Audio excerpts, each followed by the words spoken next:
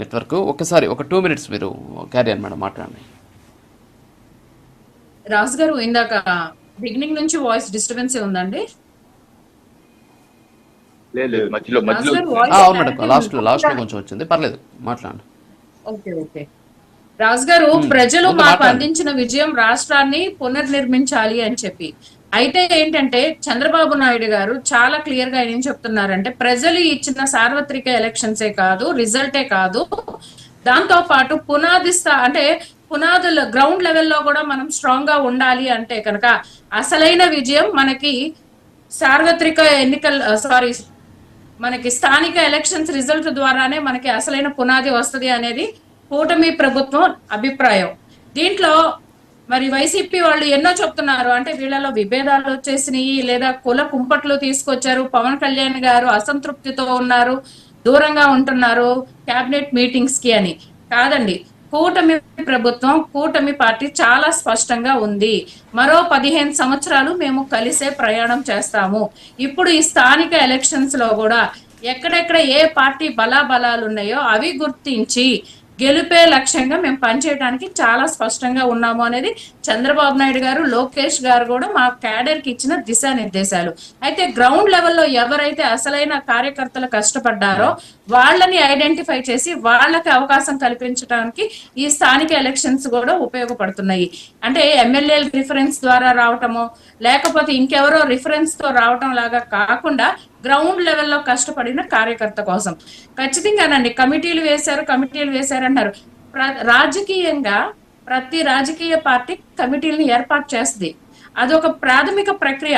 మరి వైఎస్ఆర్సీపీ వాళ్ళు ఇది కూడా తెలియకుండా, అంటే ప్రజలు ఇచ్చిన దాన్ని వాళ్ళు అసెంబ్లీకి వచ్చి దాని గురించి మాట్లాడకుండా, ప్రజలు వాళ్ళకి ఇచ్చిన అవకాశాన్ని సద్వినియోగం చేసుకోకుండా ఏదో కూటమిలో కుప్పట్లు వచ్చినాయని చెప్పి మాట్లాడుతున్నారు. కూటమి చాలా స్పష్టంగా ఉంది, మేము చాలా 15 సంవత్సరాలు కలిసి ముందుకెళ్తాము.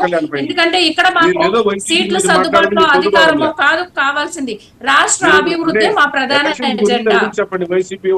దీని గురించి డైరెక్ట్ ఎలక్షన్స్ అంటున్నారు. డైరెక్ట్ ఎలక్షన్స్ అనేది ఎన్టీ రామారావు గారు 1986 నుంచి 2005 వరకు కూడా అదే ప్రక్రియ అమల్లోకి తీసుకొచ్చారండి. ఎందుకంటే ఈ కౌన్సిలర్స్ ఎవరైతే ప్రతిసారి అసంతృప్తి వ్యక్తం చేయటం, ఈ మేయర్స్ ని, చైర్మన్స్ ని మార్చేయటం జరుగుతుంది. అలా కాకుండా ప్రజలకి వీళ్ళు జవాబుదారీతనంగా ఉండాలి కాబట్టి ప్రజల చేత ఎన్నుకోబడాలి. మరో 5 సంవత్సరాలు వీళ్ళు ఎన్నుకున్నాక వీళ్ళ పీరియడ్ ఆఫ్ టైమ్ లో అభివృద్ధిలో ఎటువంటి డిస్టర్బెన్సెస్ రాకూడదు అనేది కూటమి ప్రభుత్వం, అలానే చంద్రబాబు నాయుడు గారు డైరెక్ట్ ఎలక్షన్స్ కి వెళ్లాల్సిన ప్రక్రియలో ఉన్న ఆలోచన. అంటే ఈ మేయర్స్ అనేవాళ్ళు ఇంకో 5 సంవత్సరాల పాటు అందుబాటులోనే ఉండాలి, ఎటువంటి అంటే ఈ జంపింగ్ ఫ్రాక్స్ సిస్టమ్ లాగా కాకుండా ఉండాలి అనేది మా ఆలోచన అండి. బీసీ రిజర్వేషన్స్ మరి గతంలో కాదు మేడం, గతంలో అనేక రకాలైనటువంటి మార్గాల ద్వారా ఇది ఏకగ్రీవాలైనటువంటి పరిస్థితి. సో జగన్మోహన్ రెడ్డి గారు కూడా ఈసారి ఏకగ్రీవాలు కాకుండా చూడాలి అని చెప్పేసి గతంలో చెప్పారనమాట. సో ఈ డైరెక్ట్ ఎలక్షన్ ద్వారా ఏకగ్రీవాల వైపు ఏమన్నా మీరు మొగ్గు చూపిస్తున్నారు అంటే, ఇప్పుడు ఫర్ ఎగ్జాంపుల్ మేయర్ అనుకోండి, ఇప్పుడు డైరెక్ట్ మేయర్ వల్ల ఏమవుతుంది అంటే ఒక మేయర్ వరకు కాపాడుకుంటే సరిపోద్ది అనమాట. సో కార్పొరేటర్లు ఎంతమంది వచ్చినా అంతమందిని కాపాడుకునే పరిస్థితి, తర్వాత ఏకగ్రీవాలు చేసుకునేటువంటి అవకాశం ఉంటుంది. కాబట్టి ఇదైతే తక్కువ సంఖ్య కాబట్టి సో ఆ విధంగా చేసుకుని తద్వారా అధికారంలో ఉండొచ్చు అనేది ఒక ఆలోచన. రెండోది వచ్చేసి ఇన్ కేసు నెక్స్ట్ టర్మ్ అధికారం కోల్పోయినా సరే మేయర్లు మనోళ్ళే ఉంటారు, మారేదానికి అవకాశం ఉండదు అనేటటువంటి ఉద్దేశమా ఏంటి? రెండు కూడా అందులో కారణాలు అయి ఉండొచ్చు కదా, ఏమంటారు మేడం? రాజు గారు, వైఎస్ఆర్సీపీ పార్టీ అనే ఒక అరాచక పార్టీని గ్రామ స్థాయిల దగ్గర నుంచి వార్డు స్థాయిల దాకా అంతమొందించడమే మా కూటమి ప్రభుత్వం లక్ష్యం. ఎందుకంటే రాజకీయంగా కాదండి, వీళ్ళు ఎక్కడా కూడా అభివృద్ధికి అడ్డుపడే వ్యక్తులు, వీళ్ళు అభివృద్ధికి అడ్డుపడే వ్యక్తులు, ప్రతి దాంట్లో అవినీతి ఉంటుంది. కాబట్టి రాష్ట్ర అభివృద్ధి తెలుగు ద్రోగుల పార్టీ మీది.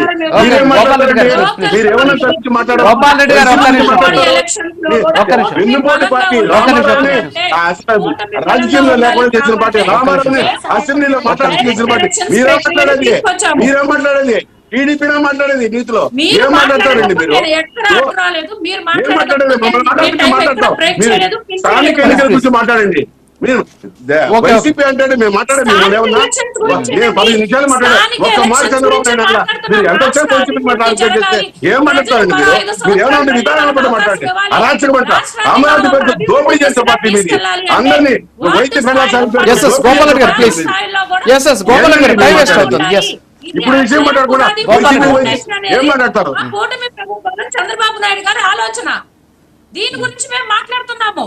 మరి వైసీపీ గురించి ఎందుకో అరే గత మీ అభివృద్ధి మున్సిపల్ మీరు చేసిన ఎలక్షన్స్ అభివృద్ధి ఎక్కడ చెప్పు. చేశారండి? మీరు చేసిన అప్పుడు అభివృద్ధి చెప్పండి. ఎలక్షన్స్ మీ ప్రభుత్వం మీరు చేసిన హయాంలో అభివృద్ధి చెప్పండి. ఎలా Yes, yes, జరిగినాయి అనేది మేము చూడలేదా? ప్రజలందరూ చూడలేదంటారా? Okay sir, okay, yes. ఏం చూసారు? మిమ్మల్ని చూసారు. మీరు Yes, మీరు sir. చేసిన అభివృద్ధి చెప్పండి. మేడం 1 minute క్లోజ్ చేయండి ప్లీజ్. వినీల్ గారు 1 minute క్లోజ్ చేయండి. సార్ గోపాల్ రెడ్డి గారు ఒక్క నిమిషం. సార్ గోపాల్ రెడ్డి గారు మీకు టైం ఇస్తాను, ఒక్క నిమిషం. గోపాల్ రెడ్డి గారు ఒక్క నిమిషం. వినీల్ గారు 1 minute క్లోజ్ చేయండి ప్లీజ్. సార్ రాజ్యాంగబద్ధంగా లా అండ్ ఆర్డర్ ని గౌరవిస్తూ ప్రజాస్వామ్య ప్రక్రియలో మేము సార్వత్రిక ఎలక్షన్స్ లోనే కానివ్వండి, అలానే స్థానిక సంస్థల ఎలక్షన్స్ కానివ్వండి, ఎవరైతే ప్రజలు అంటే పార్టీ క్యాడర్ లో 3 పార్టీ క్యాడర్స్ లో ఎవరైతే ఆ రోజు గత ప్రభుత్వంలో వాళ్ళు చేస్తున్నటువంటి అరాచక పాలన పైన ఎవరైతే పోరాడారో, క్యాడర్ లో ఉండి ఎవరైతే ఇబ్బందులు పడ్డారో, వాళ్ళందరినీ గ్రౌండ్ లెవెల్లో ఎవరైతే కూటమి ఎజెండాని ప్రజల్లో తీసుకెళ్తున్నారో అలాంటి కార్యకర్తల్ని 3 పార్టీల వాళ్ళు గుర్తిస్తారు. దీనికి సంబంధించి ఖచ్చితంగా మా ఎజెండా ఒకటేనండి. మనకి మళ్ళీ ప్రజలు ఇంకోసారి అవకాశం ఇవ్వాలి, మళ్ళీ రాష్ట్రం అభివృద్ధి జరగాలి అంటే ఖచ్చితంగా పట్టణ స్థాయి గ్రామ స్థాయిలో కూడా కూటమి బలంగా ఉండాలి. దానికోసం ఇక్కడ మాకు పార్టీలు కాదు కావాల్సింది, మాకు కావాల్సింది రాష్ట్ర అభివృద్ధి. ఒకవేళ ఎమ్మెల్యే అక్కడ నియోజకవర్గంలో అక్కడ బీజేపీ క్యాండిడేట్ కానివ్వండి, జనసేన అభ్యర్థులు కానివ్వండి, వాళ్ళు బలంగా ఉంటే ఖచ్చితంగా వాళ్ళని మేము ప్రోత్సహిస్తాము. వాళ్ళకి కలిసి కట్టుగా మేమందరం ఓకే, అది పై స్థాయిలో తీసుకున్న డెసిషన్. ఎస్ మేడం, ఎస్, ఒక్క నిమిషం. యా ఓకే మేడం, ఒక చిన్న బ్రేక్ ఉంది, బ్రేక్ తర్వాత కంటిన్యూ చేద్దాం. Break please.